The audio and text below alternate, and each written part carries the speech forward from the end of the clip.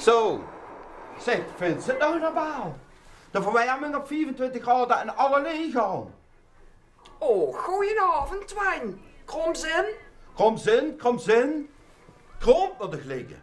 Loer, alles wat duurder, hè. De ziektekosten, de benzine, de alcohol.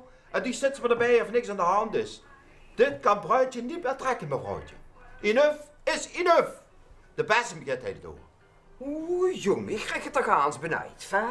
Benijd, dat is al goed. Dat scheelt in de stookkosten. En wat zij heb ik een briefje, staan allerlei tips op waarop we kunnen bezuinigen. Dus ik hoop dat ze de komende tijd ook eens een beetje metdenkt. Ja, u begrijpt waarschijnlijk al waar deze Gootverein over gaat. Geld. Oftewel, hoe je met minder geld toch leuke dingen kunt doen. Want we zullen de komende jaren allemaal een stapje terug moeten doen als het gaat om geld uitgeven. En dus gingen we op zoek naar mensen die creatief en vindingrijk consuminderen, zoals we dat noemen. En we beginnen met een kijkje bij de budgetkring. Hebt u daar wel eens van gehoord? Nou, in een budgetkring leer je meer greep te krijgen op je budget en daarmee op je leven.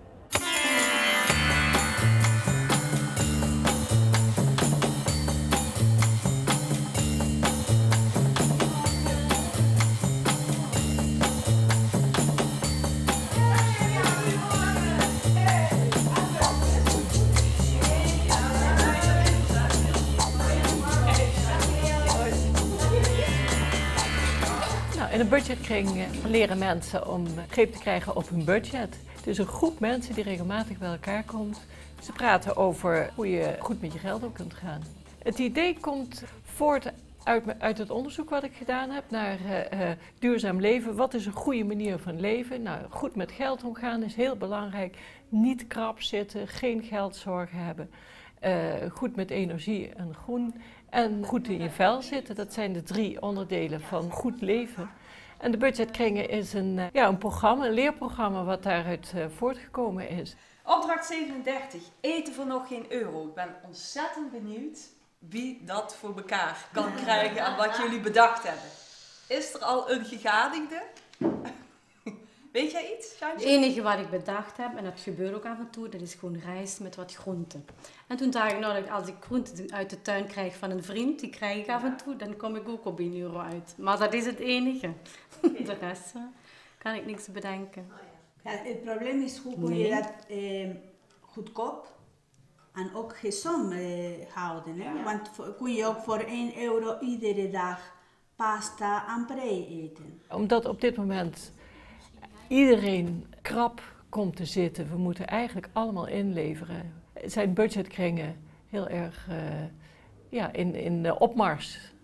Nog een worteltje, Ja. een courgette, Ja. echt de seizoensgroente Ja, van ja, dat ja. moment Ja. op de markt kopen. Ja. En we kunnen het zowel voor ons alleen maken en we kunnen het ook voor meerdere, want dat is de volgende, voor 4 personen, kunnen we het ook maken voor €1. Hoe organiseer je je boodschappen met een bepaald weekbudget? Dus dat is een onderwerp. Andere onderwerpen zijn bijvoorbeeld koken. Hoe kun je verantwoord koken zonder dat het heel duur is? Hoe krijg je je energierekening omlaag, je elektriciteit? Die kosten reizen ook allemaal de pan uit. Hoe kun je ervoor zorgen dat dat omlaag gaat?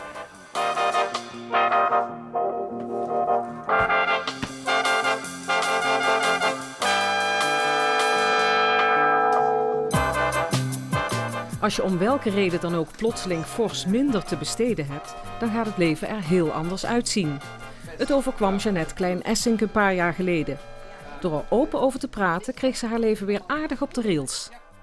Kijk, ik had wel een hele oude bedbank die ik gekocht heb nog in de jaren toen ik begin 20 was. Ik kreeg van iemand anders die ging verhuizen 2 matrassen. Nou, ik heb gewoon de hele boel op elkaar gezet en ik slaap nou als prinses op de echt. In ene keer eigenlijk crisissituatie. Een situatie die eigenlijk denk ik ook wel iedereen kan overkomen wanneer er iets ergs in je leven gebeurt. Kan diverse oorzaken hebben. En in ieder geval, bij mij was het een flinke stap terug. En het moeilijke eraan vond ik eigenlijk dat je niet meer het geld in je beurs had voor het eten. En dat komt echt heel dichtbij. Dat is heel vervelend. En op een gegeven moment merkte ik dat mensen het in de gaten begonnen te krijgen en die begonnen erover te praten. En toen ben ik daar meer open in geworden. Gewoon van, ja, luister, rondjes geven. Jongens, jullie doen maar ik kan niet meedoen. En jullie kunnen wel royaal dit en dat, maar het gaat bij mij niet. Het zit er niet in. Nou, en op een gegeven moment dan wen je daaraan en durf je het gewoon hardop te zeggen. Van, nou, het is gewoon zoals het is. En zo is het ook. En je begon meteen met een heel ander dieet. Vlees werd geschrapt. Als je in de supermarkt loopt, dan ga je heel erg kijken van wat is goedkoop en wat is goed voor je. Want ik besefte wel dat als je goed voor jezelf zorgt, je moet namelijk zelf wel on the gang blijven. En als dat er niet meer is, ja, dan raak je in een neerwaartse spiraal waar je zelf niet meer uitkomt. En daar wou ik absoluut niet in terechtkomen.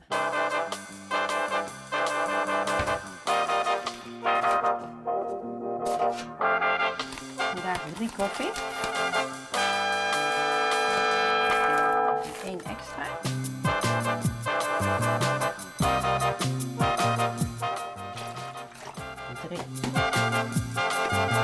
Waar ik vroeger een hele pot koffie zette, als er bijvoorbeeld 3 mensen waren, maar koffie dronken. Nou, dat doe je nu niet meer. Nu ga je echt afgestreken 3 kopjes koffie maken.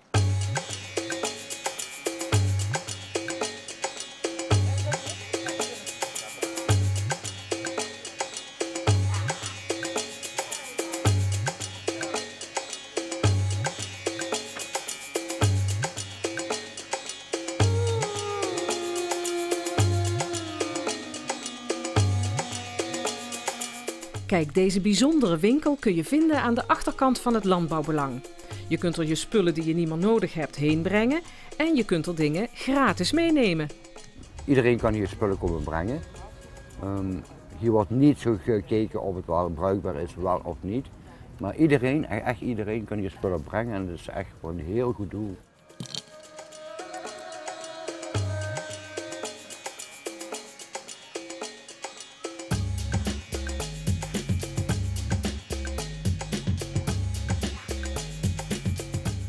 Ik kom hier al zo'n 3 jaar, een beetje bij het begin al. En ik moet van €50 per week leven.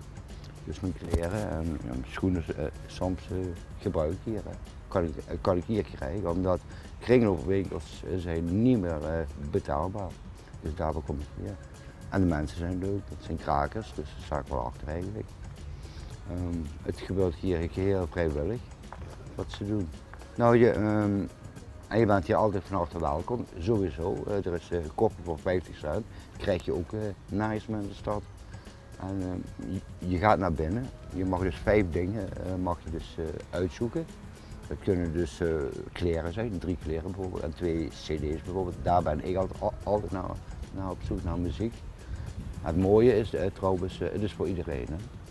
Dus we maken geen uitzondering of je nou werkloos bent, WAO bent, ik ben zelf WAO. Of je hebt meer geld en dan voel je erg op je gemak gewoon. Het bezuinigingsliesje, nou het zal mij benuien. Brand alleen licht daar waar je bent en als het te duister is voor te kijken. Kaarsen geven sfeer en warmte. Nou gezellig, Twijn. Dat gaat gezellig duren. Gebruik het theezakje minstens 3 keer. Neem minstens 2 gratis tassen koffie bij de super als je commissies moet doen en proef zoveel mogelijk kaasblokjes. Zo. Ga eens wat vaker bij je ouders eten. Heer en Minma. Kunstbloemen gaan jaren mee. Vul de lege limonaadflessen met ranja. De Jasmine limonade aanlengen. Wacht maar, melke. Ik ga die nog krijgen.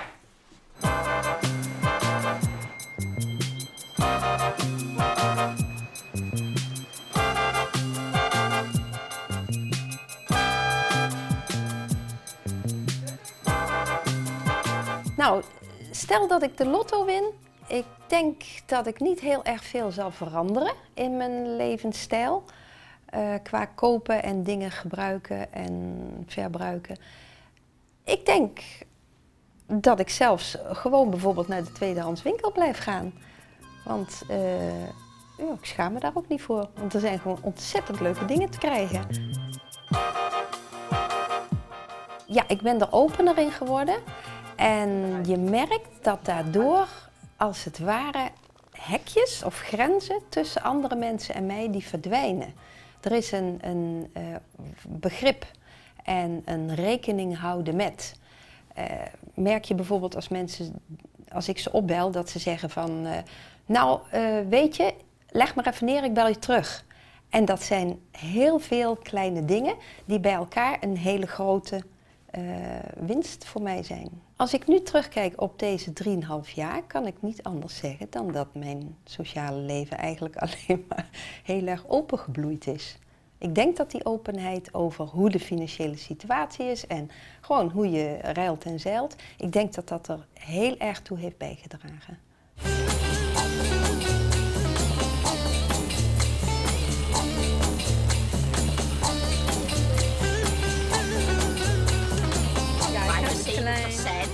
Wat je hebt, dat maakt toch niet uit? Dank u wel, is goed. 3 euro, dat is wel wat euro.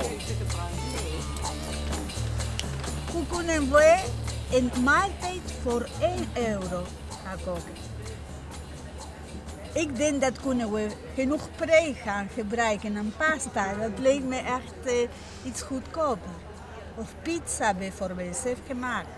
Of wat ik net op de markt zag, als we dingen delen, we kopen samen die tuut paprika, hè? Daar zit heel veel in, dan kun je, dat vond ik een we goed deden idee. dat en daar wat rijst bij of zo, dan kom je toch in de buurt van die euro. Want kunnen we vaker dat gaan doen, hè? Ja. Zoiets. Moeten we vragen. En dat kan een stuk. En dat kost wel. Ja. Nou, ik kom van een ander land, Frankrijk. En daar hebben we altijd, we waren heel arm thuis, dus we moesten altijd overal op letten. En dan ben ik als jong meisje hier naar Nederland gekomen en dat was allemaal royaal. Daar heb ik ook heel lang aan meegedaan. Dat is een keer wat gebeurde in mijn leven. Dat ik stappen terug moest doen. Ik werd bewuster. Nou, ik ben ermee begonnen. Ik ben altijd heel bang voor papier en alles. En dan, ik denk, ik wil het overwinnen, die angst. Daarom ben ik eigenlijk gegaan. Maar ik merk dat het is een stukje bewustwording, omgaan met geld, maar ook kwaliteit. En dan, ik merk dat ik er heel veel van leer, omdat we delen heel veel. Een goed voorbeeld is voor mij ook de schoonmakenproducten. Dat ik had altijd voor ieder ding een spulletje. Als ik keek naar mijn voorraadkast, ik zag dat ik had schonere producten voor alles. En eigenlijk is dat niet nodig. Dus je gaat beter met het milieu, met je portemonnee en met je omgeving. Want je omgeving wordt gezonder door dat. En dat is denk ik wat ik heb meegekregen. Dat ik kan gezonder gaan met alles. Met mijzelf, met mijn omgeving, met mijn portemonnee, met alles. Ik denk dat het ook vaak is dat mensen een drempel hebben. Hè? Of dat ze dan alles moeten vertellen hoe met hun budget. Maar dat is helemaal niet... Het is meer een kijken samen. Je hoeft niet alles te delen. Hè? Maar, dus er is ook een bepaalde veiligheid. Hè? Het gaat meer erom dat je leert met de dingen omgaan. Want ik denk dat mensen daar ook bang voor zijn. Hè? Dan gaat dadelijk iedereen weten wat ik uitgeef. Dat is niet aan de orde. Nee. Het gaat meer dat je opnieuw gaat kijken in feite hoe je met jezelf en met de dingen omgaat. Ik heb gemerkt dat ik niet alleen was, ook niet in Nederland, dat ook andere mensen ook zo over denken. En dat heeft me gesteund. Ja, je hoeft je niet te schamen wie je weinig hebt. De aanpak van de budgetkringen is zo dat mensen eigenlijk gaandeweg steeds meer vertrouwen gaan krijgen in elkaar. Opener worden en eigenlijk de schaamte voorbij zijn dat je krap zit. Iedereen die mee wil doen aan een budgetkring kan meedoen. Geld speelt daar geen rol bij. Ja, wat je ook ziet, is dat mensen trots zijn dat ze het voor elkaar krijgen. Trots zijn dat ze hun huishoudboekje op orde hebben. Trots zijn dat ze met veel minder geld kunnen rondkomen, maar ook trots dat ze allerlei nieuwe dingen leren en alternatieven zien. Hoe bent je? Zo. Och, hij zit er. Ja, maar nou, we moeten nog even wennen aan het sfeer lezen, ja? Zeg, schat, hou de jas maar aan, want we gaan indirect door naar mam van mij eten. Sport alweer in de kosten. Met de mam? Ja. Dan geef me ze blijven hier, zijn de jongen klaren. Zeker, schat. Oh. Wat is dat? Dat is al een gelijk. We moesten toch bezuinigen, schat. Ze doen voor 2 keer zo lang met zo'n fles.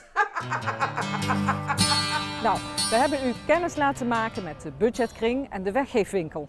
Maar er zijn natuurlijk nog veel meer mogelijkheden om anders te leren omgaan met je geld. Op onze site www.goortverein.nl op de pagina Praktische Info staat allerlei informatie over dit thema. En hebt u zelf tips of adviezen? Schrijf die dan eens in ons gastenboek. Dat was het voor deze keer. Ik zie u heel graag terug bij de volgende Goortverein.